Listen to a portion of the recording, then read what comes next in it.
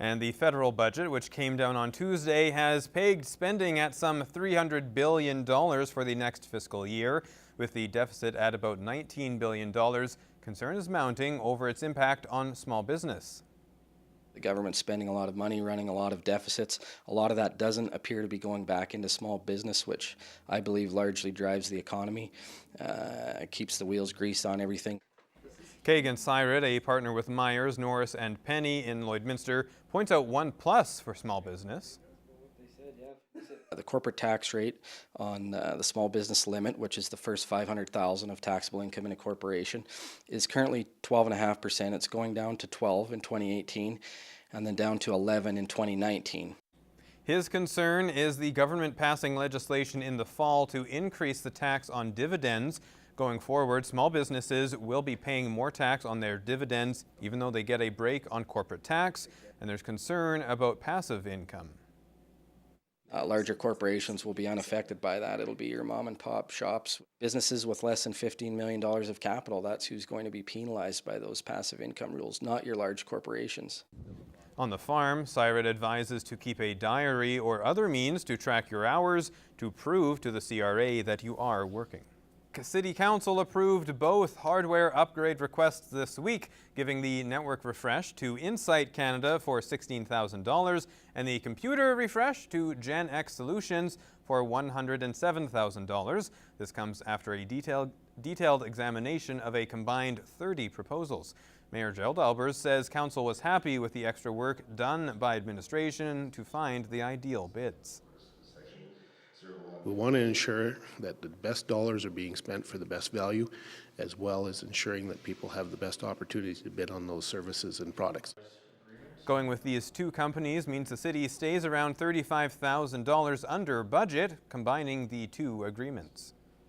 We budgeted a little bit high, which is okay. I'd rather be budgeting high and coming in low than budgeting low and then having the bids come back high and then we have to cut away work or turn away purchases that we would feel that are important. Additional computer hardware will be purchased later in the year. And the city has awarded the 2018 Traffic Signal Project Design and Management Agreement to IBI Group Professional Services for $32,000. The project consists of traffic signal installation and signal hardware upgrades. A key part of deciding on IBI was their estimated time for completing the project and room to maneuver if there happens to be unforeseen changes. In this case, we asked the question, do we expect any change orders? Right now, we don't expect any, so that will be the cost of the project. When we talked about if they did have change orders based on their costs, we still had a fair amount of room to move.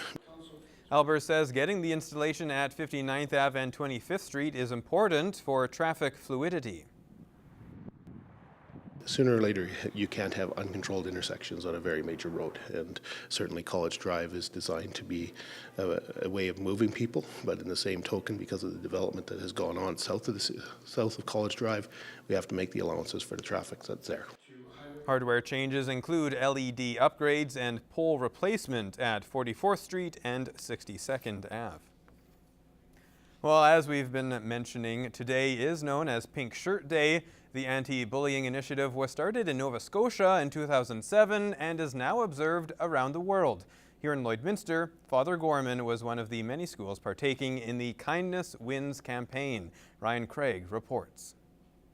Pink was a very common sight Wednesday at Father Gorman as students and staff at the school put on their brightest clothes to support one very important cause: kindness. Ideally, the goal for kindness is that it becomes a habit and it's just something that the students do. I feel Mrs. Mackenzie's grade 1 class has been working on their top secret Kindness Kids Club for months, and now finally they get to show off what they've learned.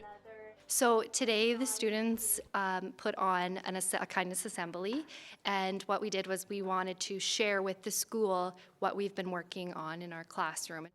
Students were working hard all week doing kind deeds for one another, as well as recognizing acts of kindness that they've seen in everyday life.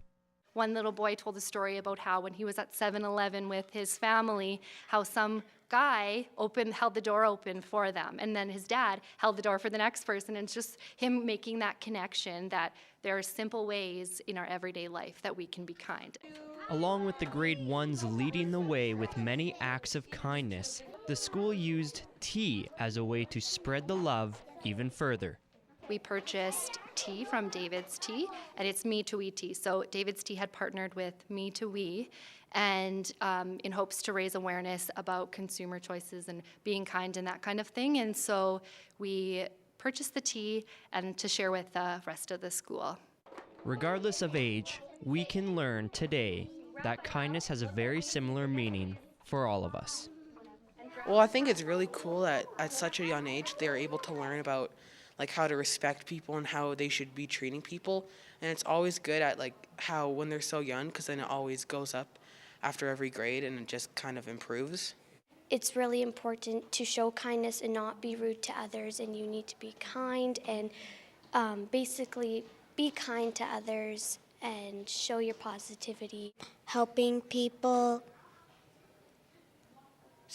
doing compliments. Be happy and be nice. And those are words I'm sure we can all live by. Ryan Craig, Newcap News. And thanks to a grant from Beyond Borders Circle of Change, a group of grade 8 students are taking their kindness initiative into the community. Michaela Henschel reports in this week's Beyond the Classroom. This group of Bishop Lloyd students are breaking stereotypes. I think it's important for my generation to be involved in the community because our generation is known as to be always on our phones and not involved. So I think we're changing that up a little bit and helping Lloydminster for the better. The group took it upon themselves to stand up to bullying and come up with a kindness initiative to give back. You don't really see a lot of students have that kind of personal drive for something that doesn't really involve them. Like, it's going to help other people, so it's really good to see students get involved in stuff like that.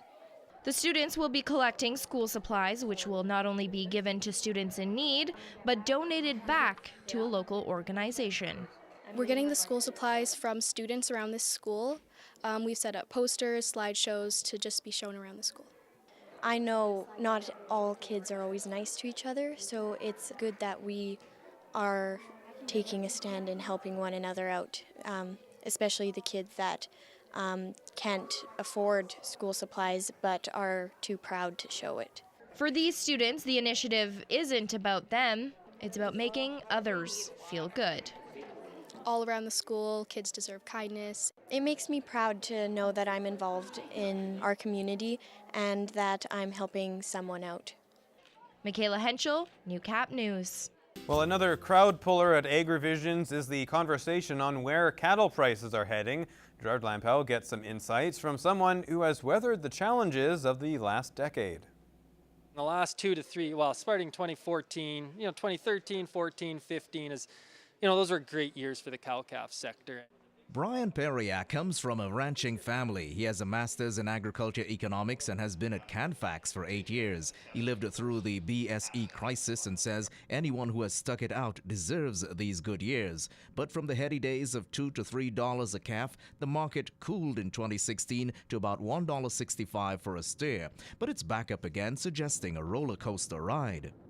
And today we're back over $2 a pound, which, is still relatively strong prices. And right now, most of the sectors are pretty profitable. The trigger for the roller coaster has been drought in the States, but U.S. beef stocks are recovering, even as Canadian supply remains relatively constant. Robust demand explains why consumers have not seen a meaningful change in the price of beef at the grocery. I actually just did a comparison comparing 2012 retail prices and fed steer prices in Alberta to 2017. You compare the 2012 price to 2017 prices, steer prices are 38% higher in 2017 than they were in 2012, whereas retail beef prices are actually 33% higher than they were in 2012.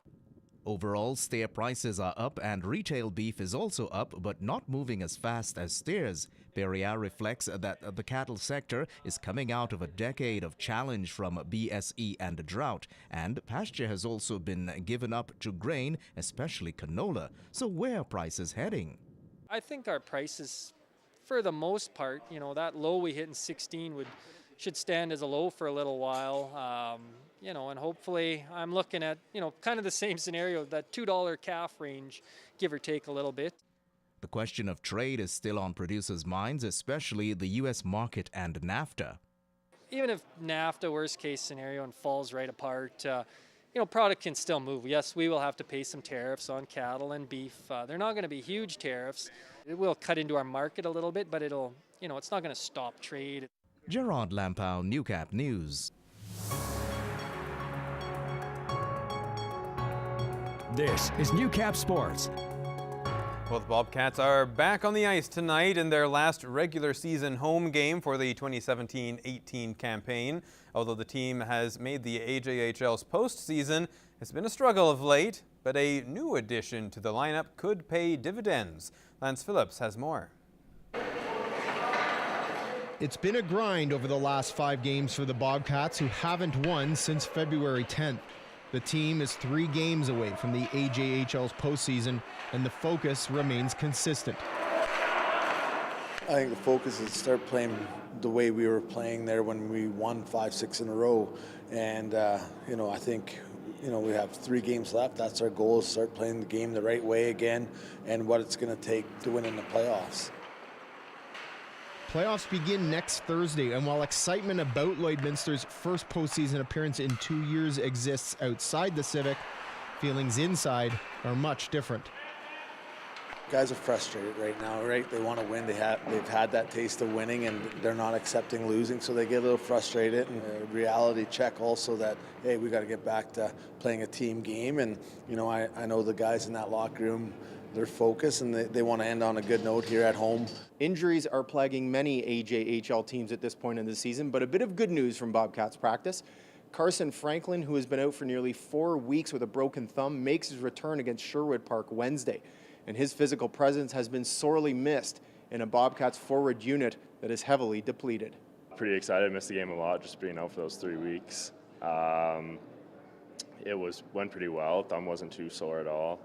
Just having the splint on's a little bit difficult, but I think I can work through that. You know, just adds depth. You know, he's a good role player, wins face-offs, and strong in the corners. So it's nice to get him back tonight. And you know, Brock CITL, I think he's still maybe questionable for the weekend, but hopefully we can get him back by the weekend and into the playoffs. And Brad Adams is still out with a high ankle sprain. I don't think he'll be back. You know, we have 2 guys that are suspended also. So by the weekend we should be, you know, full health, everyone in the lineup, and clicking on all cylinders. Lance Phillips, Newcap Sports, Lloydminster.